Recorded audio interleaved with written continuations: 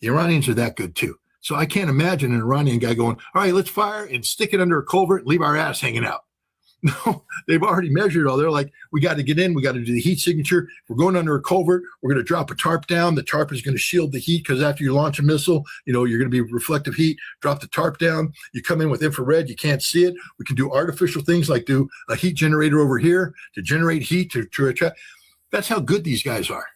These guys are really, really, really good. And we don't give them any credit for being really, really, really good. If you're going to beat the Iranians at this missile game, you got to start thinking like an Iranian missileer. And we don't. We disrespect these people all over the place. We're the greatest military in the world. We're the most lethal killing machine in the world. When we put aircraft over target, we dominate. Well, you can't dominate simply by saying you dominate. You actually have to go out and dominate. And guess what? The fact that all three of General Kane's objective criteria have not been achieved means we're not dominating anything. We're only fooling ourselves. Scott, how do you evaluate the Iranian objectives? What are they looking for and how successful they were so far? Well, the first objective is survival. The Iranians know that this is a war of existential proportions. So that means that you can't pin all your hopes on an individual because people die.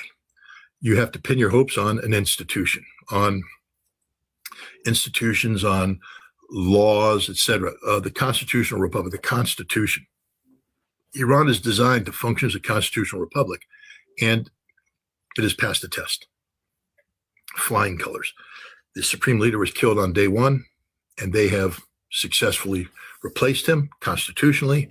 And in the process, he was turned into a martyr, and the Iranian nation is rallying around the Islamic Republic like they've never done before.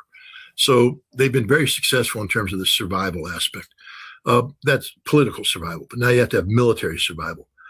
And the Iranians have for some time now. I originally thought it was 12 autonomous military districts, or somebody's talking about 32. So maybe they even broke it down even more. I don't know. 32 would be great because that means it's more difficult for us to take it out. You can kill 12 places, but 32, that's a different targeting problem. But they have built this system that's designed to function autonomously.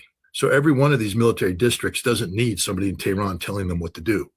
When the war started, they unplugged and they are running their war plan. Now, the central people might be sitting there trying to direct and redirect and all that kind of stuff if they can stop. But if they don't, they just don't stop. They keep going. So the Iranians will never stop putting pressure on the enemy, ever.